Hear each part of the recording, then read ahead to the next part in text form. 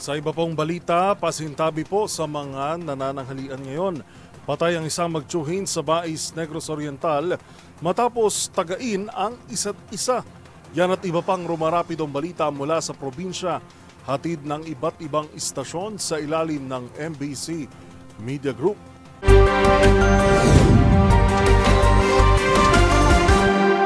Patay ang magtiyuhin matapos nagduelo ng pananaga sa Sitio Kulikuli, Barangay Mabunaw, lungsod ng Bais Negros Oriental.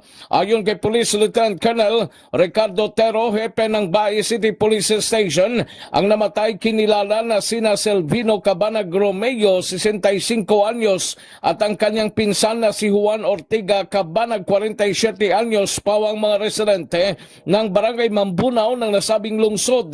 Dagdag pa ni Tero, walang nagkakaintindihan ang magtiyuhin dahil sa personal na away kung saan pinuntahan ng pinsan una ang biktima at nagawa ang krimen at nagkataon na mayroong bit-bit din na itak ang tiyuhin na nagkaroon ng pananaga sa nasabing suspect. Dinala pa si Selvino sa Bais District Hospital, subalit dineklarang dead on arrival ito. Para sa MBC TV Network News, ito si RH46 Rex Cantong para sa DCRH, una sa Pilipinas, una sa Pilipino. Matagumpay na nasa korte ng Morong Police ang isang top 10 regional most wanted person sa Camarines Sur na nadakip ito na gawing taguan ang Barangay Sabang Morong sa Bataan. Sa ulat mula sa tanggapan ni Bataan Provincial Director Colonel Martes Salvadora, ang suspect ay edad 43 anyos na residente ng Bato Camarines Sur na inaresto ito sa bisa ng warrant of arrest sa kasong statutory rape. Ang operasyon ay isinagawa ng pinagsanib puwersa ng Bato Municipal Police Station, Camarines Sur PPO, 2nd PMFC, Bataan PNP at Morong PNP. Nang makakuha ng impormasyon sa eksaktong pinagtataguan ng suspect, dito na kumilos ang pinagsanib na puwersa na naging matagumpay naman ang pagkakadakip ng nasabing akusado.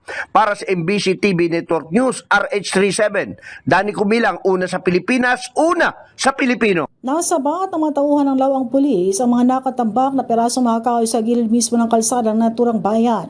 Isang residente ang tumawag sa pulis matapos ang madiskubre ang tinuturing na iligal na mga kahoy. Ayon sa PNP, ang mga nakaimbak na kahoy ay may iba't ibang uri, iba't ibang sukat na isang uri ng lawaan. Sa kabuwang, tinatayang nasa mahigit sa 8,000 pesos ang mga nakumpiskang iligal na mga kahoy. Agad naman dinala sa impilang lawang pulis itong mga sinasabing iligal na mga kahoy para sa kakulang dokumentasyon bago dalhin sa tanggapan ng DNR. Hindi naman pa matukoy ng mga pulis ang nasa likod ng nasabing mga abandonadong kahoy.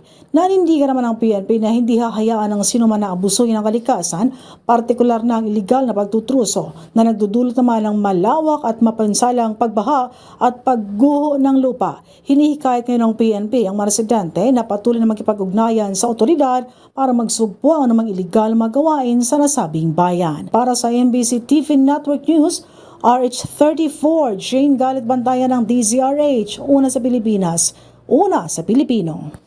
8 most wanted person provincial level at top 1 most wanted person municipal level arestado sa Infanta Pangasinan. Hindi nakapalag ang top 8 most wanted person provincial level at top 1 municipal level wanted person, isang 21 anyos na residente ng Infanta Pangasinan matapos itong masukol sa kanyang pinagtataguan alas 6 ng umaga kahapon. Sa ulat ni OIC Chief of Police Captain Jason Aurelia na nakarating sa tanggapan ni Police Region 1 Director Police Brigadier General Dindo Reyes, ang pagkadakip sa suspect ay sabisa ng warrant of arrest na pinalabas ng artista kasong sexual assault na pinagkalooban naman ng korte ng piyansa na 400,000 pesos para sa kanyang pansamantalang kalayaan. Ayon kay Brigadier General Reyes, matagumpay na pagka-aresto sa suspect ay bunga ng pagtutulungan ng pinagsanib na puwersa ng Infanta Municipal Police Station, Santa Cruz Municipal Police Station ng Zambales Police Provincial Office at 105 Maneuver Company ng Region Mobile Force Battalion 1. Sa ngayon ang suspect ay nasa kustodya ng Infanta Police dahil sa kabiguan pa nito makapaglagak ng nasabing halaga.